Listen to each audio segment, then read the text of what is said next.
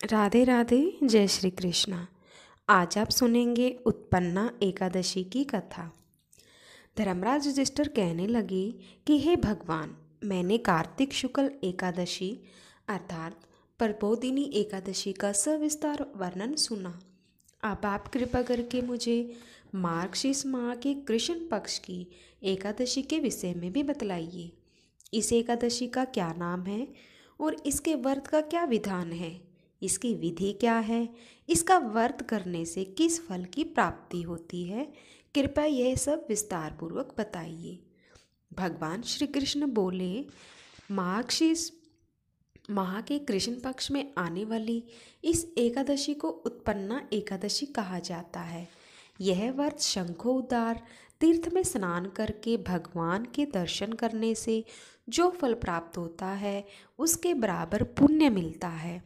व्रत करने वाले भक्त को चोर, पाखंडी, पर स्त्रीगामी, निंदक, मिथ्याभासी तथा किसी भी प्रकार के पापी से बात नहीं करनी चाहिए। इसका महात्म्य मैं तुमसे कहता हूँ, ध्यानपूर्वक सुनो। युधिष्ठिर कहने लगे कि हे भगवान, आपने हजारों यज्ञ और लाख गोदान को भी एकादशी व्रत के बराबर नहीं बताया, सो यह तिथि सब तिथियों से उत्तम कैसे हुई, बतलाइए। भगवान कहने लगे, हे युधिष्ठिर, सतयुग में मुर नाम का दैत्य उत्पन्न हुआ था। वह बड़ा बलवान और भयानक था। उस प्रचंड दैत्य ने इंद्र, आदित्य, वसु, वायु, अग्नि आदि सभी देवताओं को पराजित करके भगा दिया। तब इंद्र सहित सभी देवताओं ने भयभीत होकर भगवान शिव से सारा वृतांत कहा और बोले, हे कैलाशपति, मुर दैत्य से भयभीत होकर सब देवता मृत्यु लोक में फिर रहे हैं। तब भगवान शिव ने कहा, हे देवताओं, तीनों लोकों के स्वामी, भक्तों के दुखों का नाश करने वाले भगवान विष्णु की शरण में जाओ। वे ही तुम्हारे दुखों को दूर कर सकते हैं। शिव जी के ऐसे वचन सुनकर सभी देवता क्षीर सागर में पहुँचे।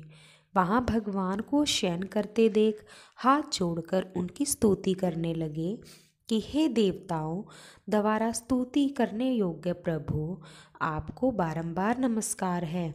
देवताओं की रक्षा करने वाले मधुसूदन, आपको नमस्कार है, आप हमारी रक्षा करें।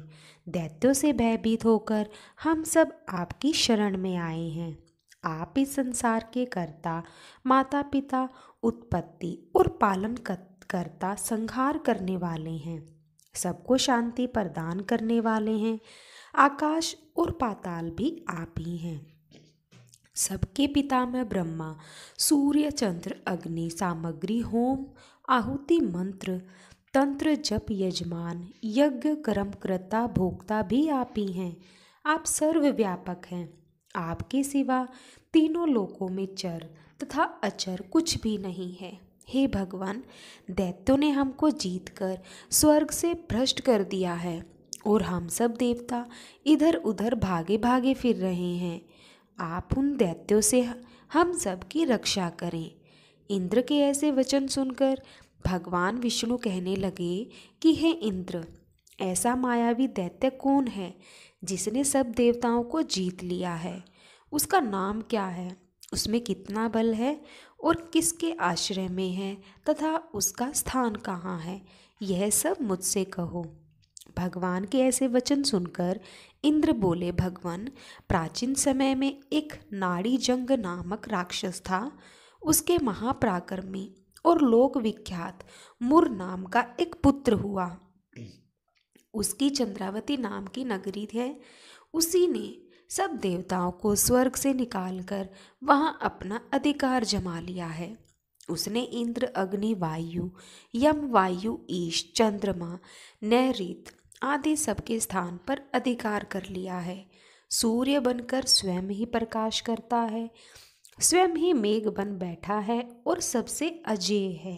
हे असुर निकंदन, उस दुष्ट को मारकर देवताओं को अजेय बनाइए।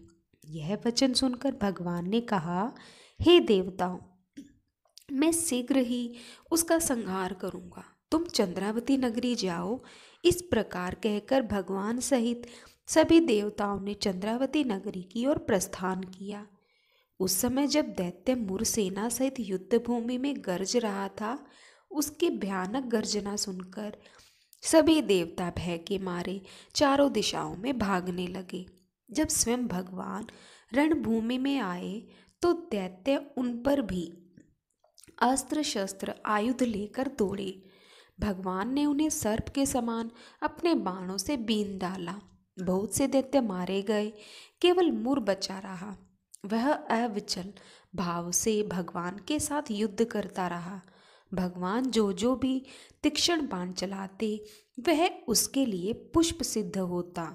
उसका शरीर छिन्न भिन्न हो गया, किंतु वह लगातार युद्ध करता रहा। दोनों के बीच मल्ल युद्ध भी हुआ। 10,000 वर्ष तक उनका युद्ध चलता रहा, किंतु मुर नहीं हारा। थककर भगवान बद्री का आश्रम चले गए। वहाँ हेमवती नामक सुंदर गुफा थी। उसमें विश्राम करने के लिए भगवान उसके अंदर प्रवेश कर गए। यह गुफा 12 योजन लंबी थी और उसका एक ही द्वार था। भगवान विष्णु वहाँ योग निद्रा की गोद में सो गए। मुर भी पीछे पीछे आ गया और भगवान को सोया देखकर मारने को उद्यत हुआ। तभी भगवान के शरीर से उज्ज्वल कांति में रूप वाली देवी प्रकट हुई। देवी ने राक्षस मुर को ललकारा, युद्ध किया और उसे तत्काल मौत के घाट उतार दिया। श्रीहरि जब योग निद्रा से की गोद से उठे तो सब बातों को जानकर उस देवी से कहा कि आपका जन्म एकादशी के दिन हुआ है, अतः आप उत्पन्ना एकादशी के नाम से पूजित होंगी। आपके भक्त वही होंगे जो मेरे भक्त हैं। जय श्री हरि।